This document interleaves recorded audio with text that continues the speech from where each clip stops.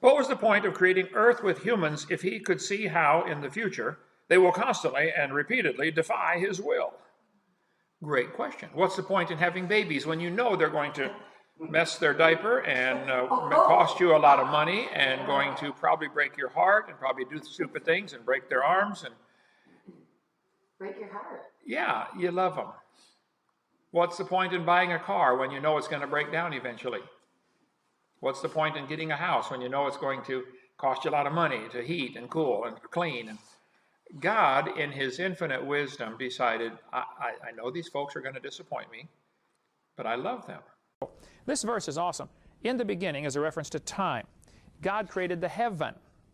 That is a reference to space. Space has 3 dimensions: length, width, and height.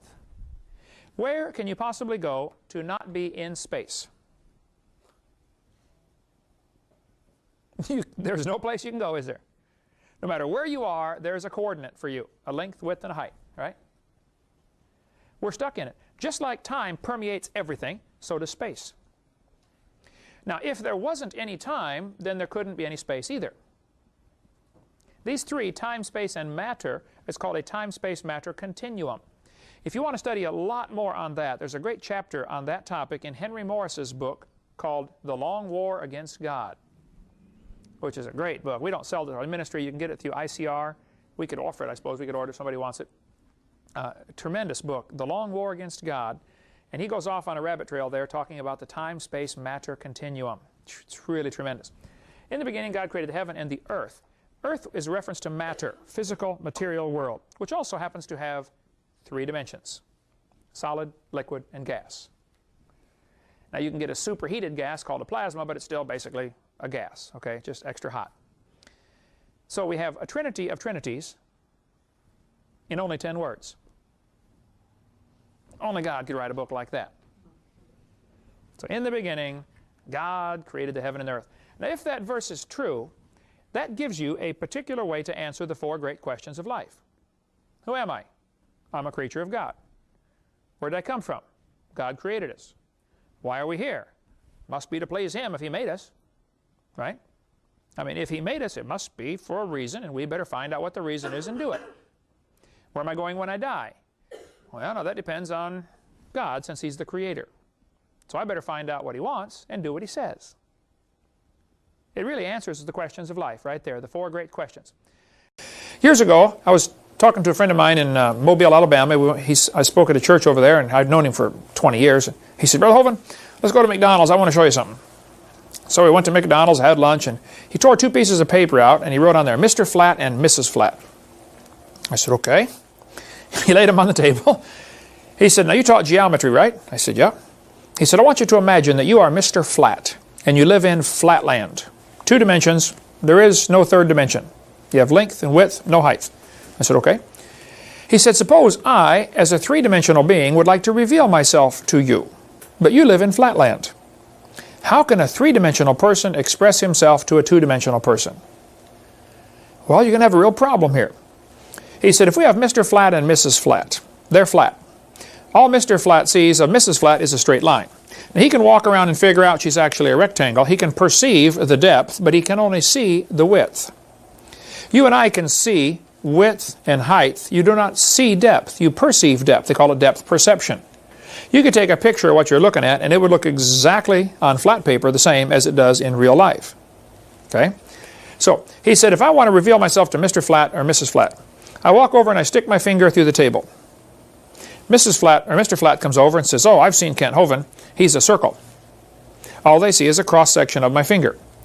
Now then I stick 3 fingers through the circle over here, and Mrs. Flat says, "Oh, no, I've seen Kent Hovind. He's 3 circles." And they're going to split the church and start the church of the 1 circle and the church of the 3 circles, I'm sure.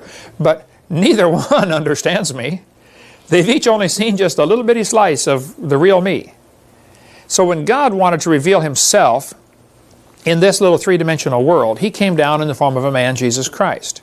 There's an interesting verse in Ephesians chapter 3. It says, that we may be able to comprehend with all saints what is the length and depth and breadth and height, and to understand the love of Christ which passeth knowledge. Now wait a minute, there are 4 dimensions given there. Length, depth, breadth, and height. is there more to God than we understand? I would say probably so. Probably a lot more to God than we understand. And I doubt anybody can say, I understand everything about God. If the infinite God would fit in my little 3-pound brain, he would not be worth worshiping, that's for sure. Right? Declare, if thou hast understanding, who hath laid the measures thereof, if thou knowest. In other words, who figured out the measurements of the earth? That's an amazing verse that you can go for hours on. The measurements of the earth are absolutely perfect for human life. If the earth were more massive, gravity would be stronger. It'd be harder to get up. It'd be harder to do everything. If the earth were not as massive, gravity would be less. If the earth were spinning faster, our days would be different. If it was spinning slower, you would cook in the daytime and freeze at the nighttime. That's the problem the moon has. The moon is spinning so slow, it takes it almost a full month to turn around one time, which means you're in the sun for 14 days straight. It gets up to 250 degrees, way past the boiling point of water, Fahrenheit. And at night, it gets extremely cold, down about 100 and some below 0 Fahrenheit, because it's dark for 14 days. If the Earth were spinning slower or faster, it would greatly affect life on Earth. If the atmosphere weren't as thick, if there weren't an ozone layer, and there are entire books written about how the Earth was designed for human life. It's just designed to support life here. So God laid the measures thereof. It's got exactly the right density of material, exactly the right gravitational pull. Now, the moon is very different. The moon is about 30% silica, I understand, which is very highly reflective. When they brought back lunar soil in 1969 and analyzed it, somebody made the comment, you know, this is extremely reflective material. It looks like the moon was designed to reflect light. Well, I could have told them that without going up there to get a piece of it. Yeah, it was designed to reflect light. And probably when God first made it, it didn't have all the craters. So it would have reflected light much better, like a crystal ball or something up there. And then possibly either at the curse, or my theory is that probably at the time of the flood, an ice meteor came flying through our solar system. And we covered that on video or seminar part 6. This is the Hovind theory. If a meteor came, an ice meteor came through the solar system, that would, pieces of it would break apart and fragment and hit the planets. Mercury has craters all over it. The moon has craters all over it. And that probably is what started the flood and froze the mammoth standing up. You can cover, we'll get into that in video number 6. In the class, it'll be about 18 years till we get there at the rate we're going. Okay. The measures of the earth. It is perfectly designed for human life. The Big Bang Theory has some serious problems. First of all, it does not explain where the matter came from. It does not explain where the energy came from. It does not explain where the laws came from. It does not explain why we have what's called retrograde motion. Another problem with the Big Bang that they've really tried to avoid is the fact that if there were a Big Bang, the matter should be fairly evenly distributed throughout space. But it's not. It is clumpy.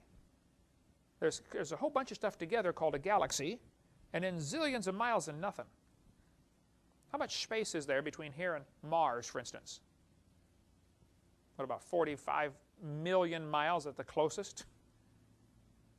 Between here and the Sun, 93 million miles, roughly.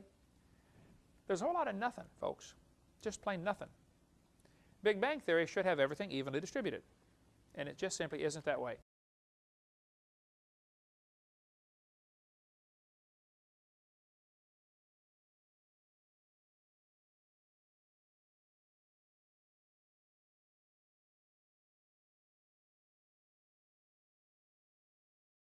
I want to spend a little time on this one, the origin of life, because just about every biology textbook that I have seen talks about how life got started. First, they'll have a chapter on biogenesis, how that life only comes from life. Actually, I laid some papers on his desk talking about that. Yeah, I saw that in the new Prentice Hall series about, yeah, life only comes from life. Then in the next chapter, they'll say, well, let's show you how life started from non-life. Just totally contradictory. No, of course not. They said Earth's atmosphere was different back then. And they talk about how they don't think it had oxygen in it. Right. We'll get into that in just a minute. All right. What happened in 1950s, a guy named Urey and Miller, his a student assistant, I forget which one was the student, Stanley Miller and Harold Urey. I think Stanley Miller was the student and Urey was the teacher. Maybe I got them backwards. It doesn't matter. Anyway, he wanted to know how the Earth and solar system had come to be. Well, I could have told him that. I mean, it's right there in the Bible.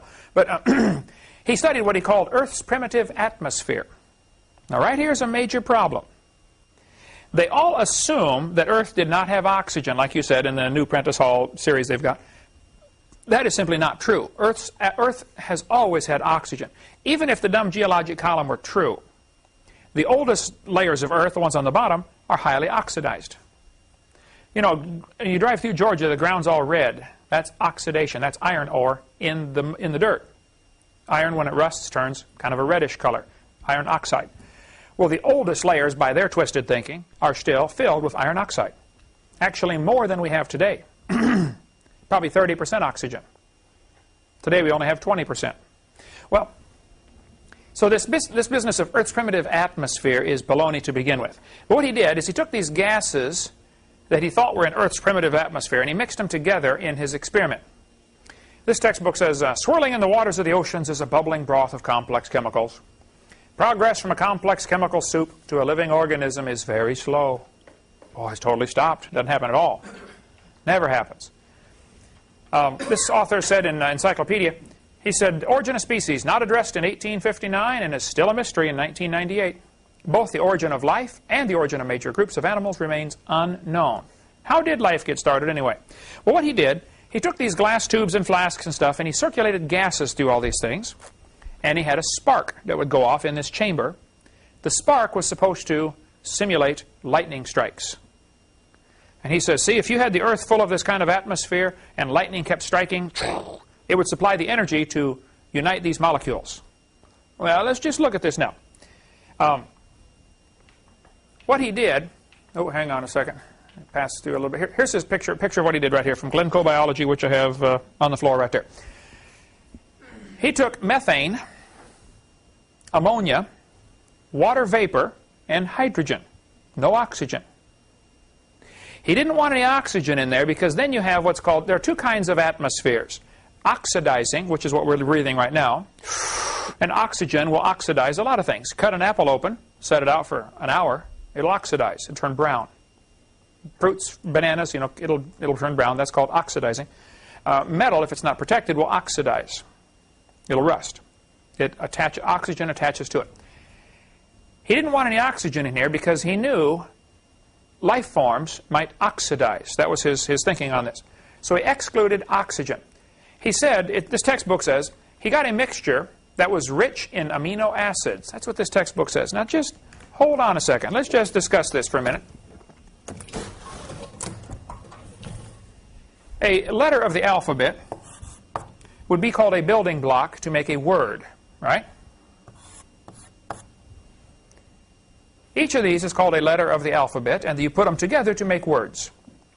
If I gave you a box full of letters of the alphabet, millions of them, and you dumped them on the floor, what is the probability of them arranging themselves to make a word? Pretty small, right? What is the probability of them arranging themselves to make a sentence? Even a simple sentence. The cat in the hat. What? Next to none. That's not going to happen. Okay.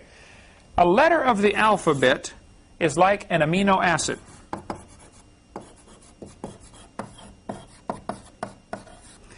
It takes a whole bunch of these put together just right. Oh, one M. I taught science, not spelling, okay? Amino acid. It takes a whole bunch of these to make a sentence. A bunch of amino acids in the right order will make what is called a protein. So you have to have a bunch of amino acids in the proper order to make a protein. Now you got to have millions of proteins to make a cell. That's kind of the stages. This is like a letter of the alphabet. This is like a paragraph. And this is like a book. He was able to make a few amino acids. Oh, that's good. And they jumped to the conclusion, wow, he made life. Well, how far is a letter of the alphabet away from a book in complexity? Long ways, right? The substance was not rich in amino acids. Here's what he did. He didn't come close to making life. He excluded oxygen because he knew life cannot evolve with oxygen present. It would oxidize whatever he made. And see, amino acids in the presence of oxygen will oxidize. They begin to break apart. So he didn't want any oxygen there. But there's a problem with this. Earth's atmosphere has always had oxygen, and you have to have oxygen to create ozone, and ozone is what stops ultraviolet light. And UV light destroys ammonia. And ammonia was one of the gases he used. So if you don't have oxygen, you don't have ozone, which means your ammonia gets destroyed, so now your experiment's back to 0. You're taking away one of your 4 building blocks in this thing. And which means life cannot evolve without oxygen.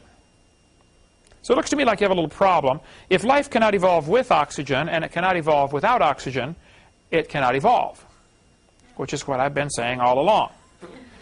It can't evolve, period. So you can see Michael Denton's book on page 262. He shows the evidence that Earth has always had oxygen, even more than today. Well, what he did, though, when he circulated this gas through this cell system, the spark combined some of the gases and made amino acids. Oh, very good. It went to the bottom, and he had a special trap that would make it fall out. He didn't want it to go through again because the same spark was about 100,000 times more likely to take it apart than it was to put it together. So he filtered out the product. That's not realistic. What he actually made was 85% tar and 13% carboxylic acid. Now, both of those are toxic to life. I don't make my students memorize a lot of numbers, but I do want you to know this for the quiz. What was the result of Miller's experiment as he tried to create life? He got 85% tar, 13% carboxylic acid. We'll just have the percentage for him to fill in, Marlissa. What percentage of carboxylic acid did he get? What percentage of tar? Just the numbers I want you to know. Let's see. 85 and 13 totals 98% poisonous substance. Poison. 2% amino acids. Now, there are some real problems here that students are not taught, and they ought to be taught. I mean, if you're really trying to teach biology, then let's teach the facts. He did not create life in the laboratory. He made the problem much worse. He demonstrated all we can get is a substance 98% poisonous to life. Now, there are 20 different amino acids. How many letters of the alphabet are there? 26. In the Russian alphabet, 32 letters of the alphabet. How many different words can you make in Russian from those letters? Millions, probably. Well, hundreds of thousands of words, right? In English, 26 letters can be arranged to make hundreds of thousands of words. How many different ways can words be arranged in books? Unlimited. Infinite number. There is no limit. Amino acids, there's only 20 of them. Like letters of the alphabet. You will need to know that. That'll be a quiz question. How many amino acids are there? They combine to make proteins. The smallest known protein has 70 amino acids.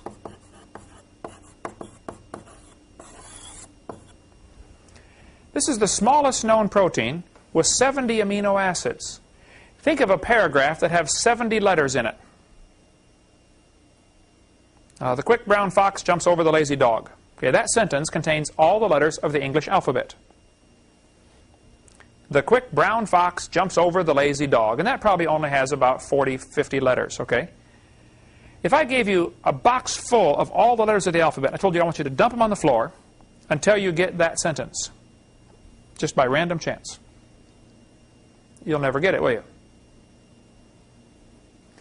The problem really gets compounded when you figure the fact that letters of the alphabet have to be facing the right way. Amino acids are right-handed and left-handed. It's called chirality. You cannot put your right hand into a left glove. They look very similar. It's called a mirror image, though. It won't fit. These amino acids are mirror images of each other. Some right-handed, some left-handed. That's what he got. That won't work to create life, though. We'll show you that right after the break. Let's take a little break here, and I'll show you more about making life in the laboratory. No, he did not make life, didn't even get close. Coming up after the break. Let's finish up this with this subject of making life in the laboratory. What he was able to make was 2% amino acids. Half of them were right-handed, half were left-handed. It's like a left-handed bolt and a right and left-handed nuts and bolts, you know. You just can't put them together. The threads go the wrong way. Or right-handed gloves and go on your left hand. This is called the chirality. C-H-I-R-A-L-I-T-Y, I believe is the spelling. Chirality means the spin or the twist of the molecule. Each one is twisted a little bit. And in order for them to fit, it has to be all the same kind. Only right-handed ones will link together to make a chain, or only left-handed ones. But you cannot mix them. Now, if you drop letters of the alphabet on the floor, half of them will be upside down, backwards. Now, in America, if your letter R lands upside down, you cannot use it. In Russia, you can use it, right? But not in America. And so, some of the letters are okay if they're upside down. T, no problem. A, no problem. C, this is problem. This cannot be backwards. This is not a letter of the alphabet. Okay? So he ended up with half right-handed, half left-handed. Now the problem with this is the smallest proteins have 70 to 100 of these amino acids in a precise order and all left-handed. The DNA or the RNA molecules in your body are all right-handed. What are nucleotides? The DNA, deoxyribonucleic acid, the small parts inside the nucleus of the cell. There's a zillion different parts. I've got a book I want you to look at just on the cell. One cell is more complex than the city of New York. To supply New York City, how many things come in, how many things go out, how much movement is there within the city to keep things running smoothly? Unbelievable, right? One cell is more complicated than that. Stuff comes in, moves around within the cell, has to be transported back and forth. The book, Darwin's Black Box, deals with that subject very well. That's an excellent book to read. Okay, so here Miller and Urey have a problem. They have several problems. They excluded oxygen, which won't work. They trapped out the product so it wouldn't go through again, which destroys the whole experiment. And half what he made was right-handed, half was left-handed. These are at least 3 of the problems with his experiment. And hundreds of amino acids must be made. And amino acids must combine to form a protein. And proteins, when they're in water, will come apart faster than they go together. They're more likely to dissolve than they are to bond together. And most people have recognized that the oceans are completely full of water. No doubt. No doubt about it, all the way to the bottom. And he wanted this thing to take place in the oceans with lightning striking. Well, you got a problem because your little molecules, once you get 4 or 5 of them to combine, they break apart. And you got to get 100 of them to make one protein, and then you got to get a bunch of proteins to make a cell. And then who's this cell going to marry? There's some real serious problems here. Brownian motion is named after a guy named Brownian. If you take a glass of water and put in 1 drop of red food coloring, very gently set the drop in there, what will happen eventually? It'll spread out. That's called Brownian motion. 1 drop of perfume in this room, Brownian motion is the molecules are bumping into each other. And just because all the molecules are bumping, it'll gradually spread it out. So Brownian motion is going to drive his amino acids away from each other. It's not going to put them together. You would have to get so many of these amino acids in this ocean to get them to even find each other. It's not going to happen. There's a couple of good websites about this that deal with this topic, but they somehow get this idea, you know, if we just get all the molecules together and add energy, it'll make life. I say, okay, well, let's do an experiment. Let's put a frog in a blender and turn it on. In a few minutes, you will have frog nog. And you will have all of the molecules required to make a frog in one place. Now, we're going to add energy to this blender. We're going to hook it up to a turbine engine and run at 40 zillion RPM. We're going to nuke it and microwave it and hook up jumper cables and zap it. Anything you want to do, I don't care. You do anything you want. How long will it take to reassemble the frog? Wow. Never going to happen, is it? Millions and millions of years. If it does happen, how does life come? Yeah, even if you get it together, he's dead. Good point. There's a lot of frogs out there That are dead. Yeah, on the highway. You know, about this big and about this thick. Right? So somehow, there's more to life than just the arrangement of the molecules. You know, an airplane is made up of millions of parts that cannot fly. None of the parts can fly. You put them all together, and it takes intelligence to do this, and then it can fly. The airplane does not fly because of what's inherent in the parts. There's nothing in aluminum that makes it fly. It's designed. And there's nothing in the molecules of the frog that makes it alive. There's a breath of life in there that nobody understands. Then they arrange them in order of how they think it happened. So getting from non-living material up to the first cell could not possibly have happened. Zero chance. Didn't happen. It's impossible. But they think it did. Okay. Now you have another serious problem, because you have to increase the complexity of this life. It's interesting. In the world today, we have zillions of one-celled creatures. They only have one cell.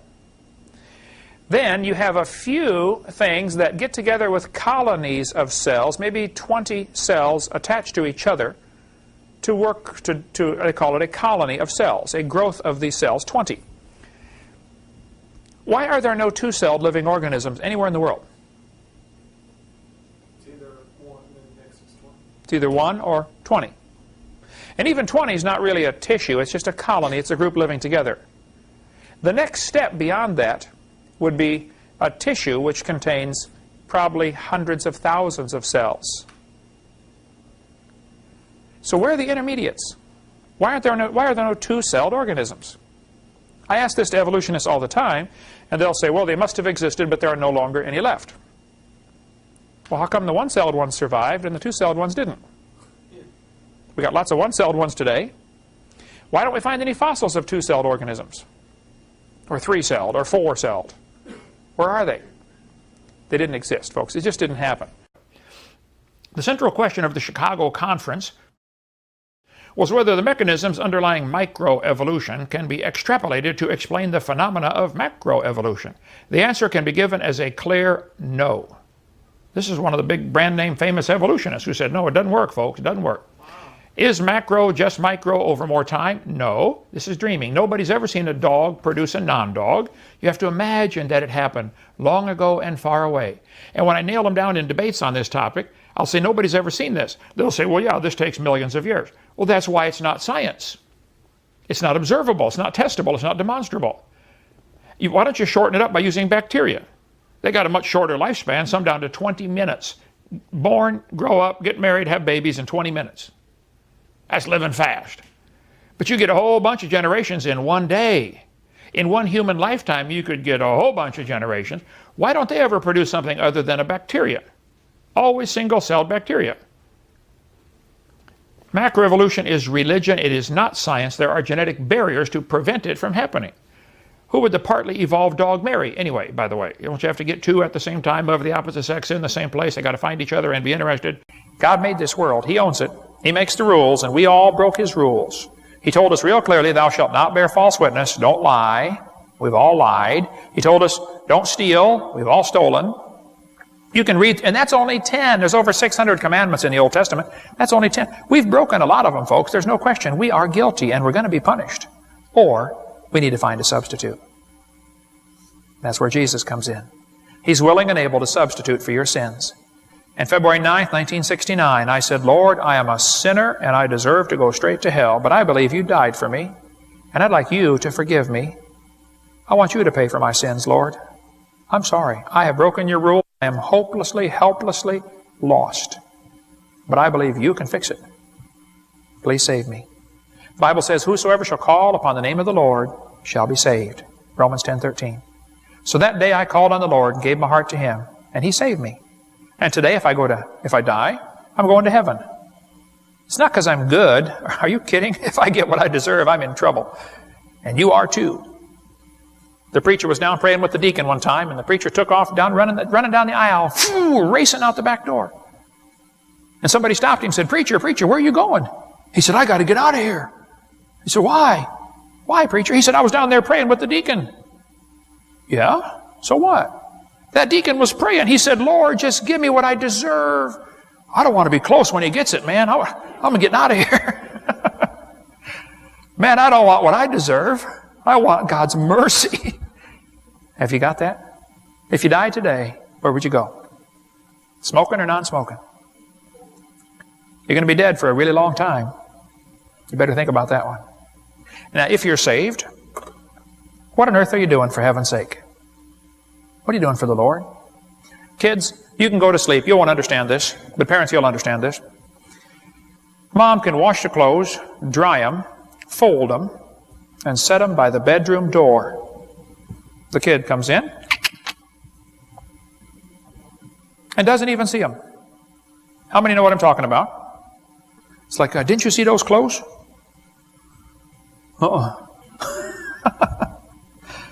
I think God's up in heaven looking down at some of His kids saying, don't you see what needs to be done? You know, hello, do something. You know, pass out a gospel tract, get somebody saved, you know, start a Sunday school class.